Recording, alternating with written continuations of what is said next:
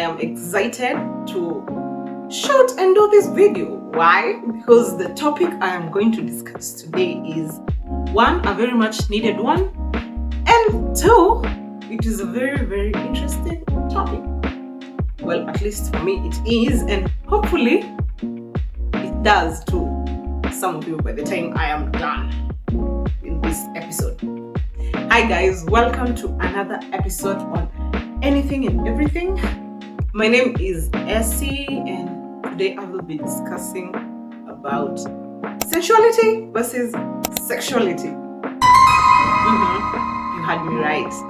I will be exploring about what sensuality is and what sexuality is. I will talk about how both have evolved over time. I will discuss the confusion that has grown between them. I will look at their differences, and most importantly, I will be touching on why sensuality is important in our lives as soulful human beings. Why? Because you see, modern culture often collapses sensuality into sexuality, and if you think about it, they are really not the same thing. And misunderstanding this confusion is what has made us, has created a change in how we experience and relate with our bodies, with our relationships, and even pleasure in general. So, dull it yet. I will get right into it because I promise this episode is so insightful. So, what is sensuality? I will explain it to you in the most simplest way. Now, from the word sensuality, you get the word senses. Our senses help us perceive the world around us. It's touch, it's taste, it's smell, it's sight, it's sound. It's about being present in the body. Now, sensuality is about experiencing life with our senses. It's enjoying how that tasty food is hitting your palate. It's enjoying good music that moves you. It's enjoying that scent from your partner. It's enjoying how clean sheets and beddings feel and smell. Sexuality, on the other hand, involves sexual desire.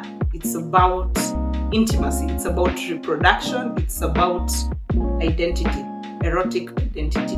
So it relates to our hormones, our attraction to others. It relates to our sexual identity and our relationships. At some point, we began treating everything sensual as sexual. And it's not something that happened overnight. This was something that was gradual and subtle. I'm taking you back to the early humans. Now, for the longest time, as humans, we enjoyed our bodies and we enjoyed life through food, through art, through music, through dancing, through stretching, through adornment and beauty. It is how we existed. It was about expressing and feeling. Sexuality was more of a private business. Then slowly things started changing and everything had to mean something. Adverts took on the slogan, sex sells. I mean, you've seen it. Social media took on the job of being judgmental, observing, and giving everything meaning. I dance and suddenly it's provocative. I dressed in the most sexy outfit I wanted and I am asking for it. I mean, do you see what's happening? Sexuality has become loud, it has become exposed, it has become performative. I mean, our algorithms are doing a good job at showing us things that are not raw. They're not raw. Do you get what I mean? And that does something to most of us. Well, I would say all of us, but most of us. We have become aware of how we are being seen instead of how we actually really feel. We want everything to mean something. We are overthinking normal experiences, and we are rushing through moments instead of just breathing and sitting in those moments. We live in a fast-paced world that I am very much aware of. We are always moving, always thinking, always trying to get to the next thing, the next big thing. And even at rest, we are still scrolling, we are still planning, we are still consuming. So we have become distracted. So naturally, we are disconnected. We have become disconnected not only from other people, but ourselves, and most importantly, our bodies and our senses.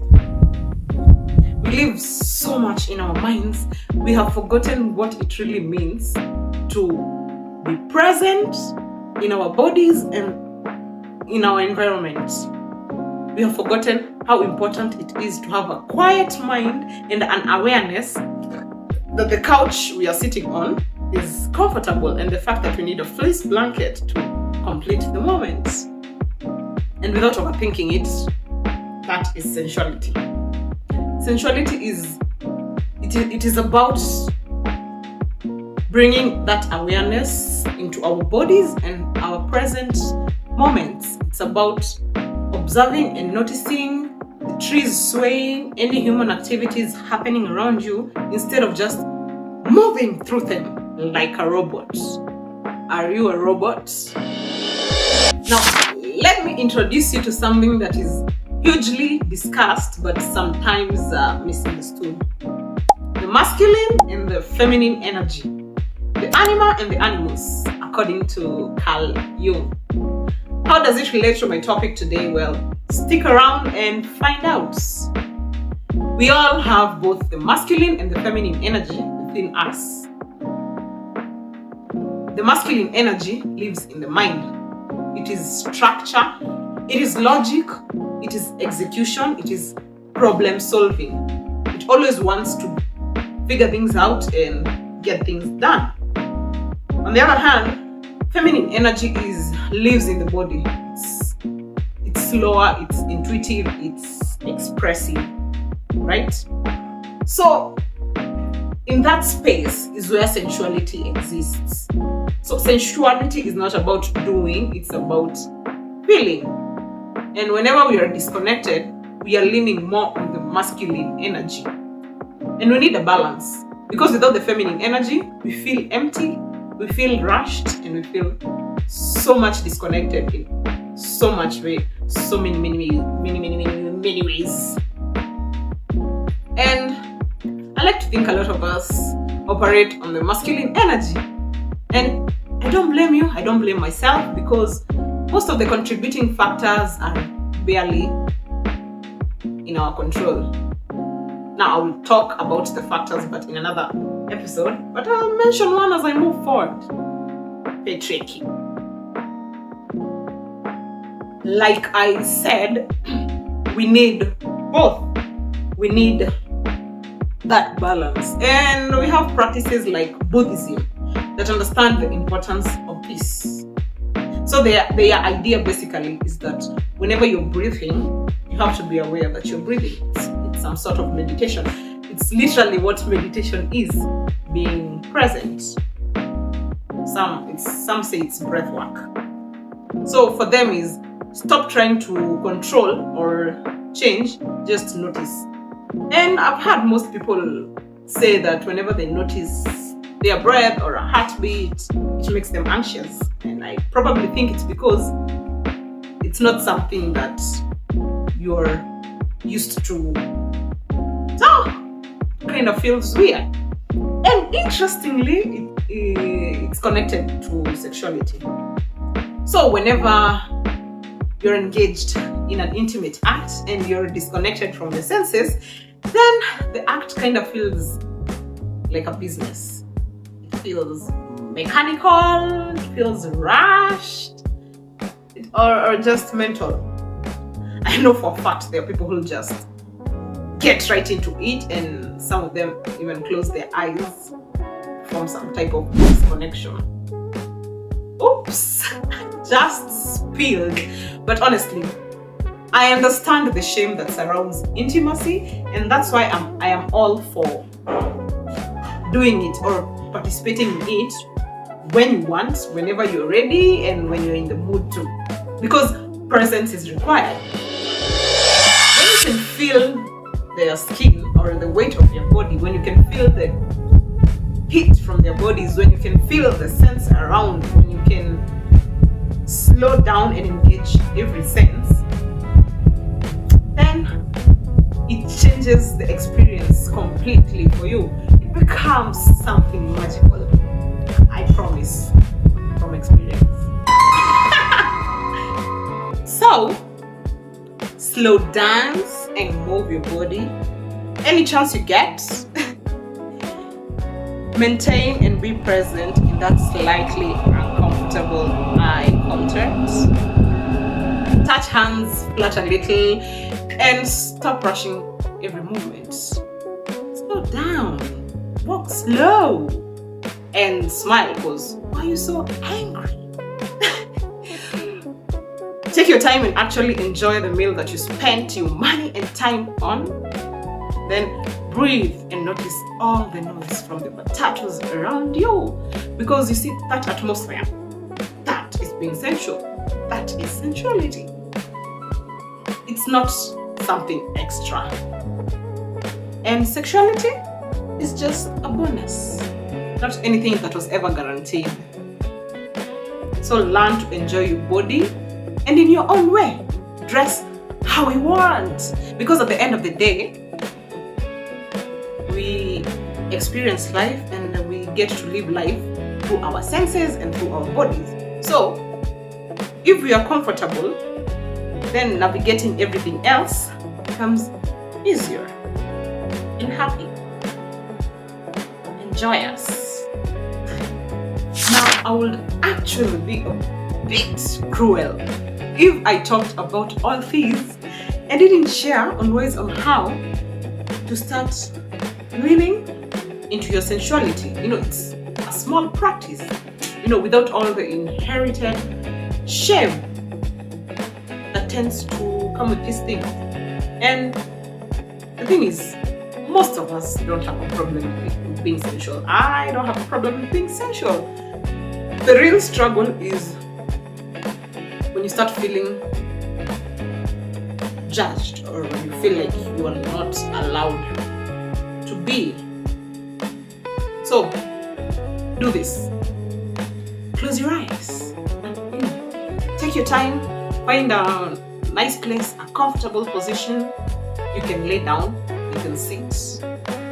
You don't have to close your eyes. You can close them if you want. I prefer closing your eyes. Find a blindfold if you can.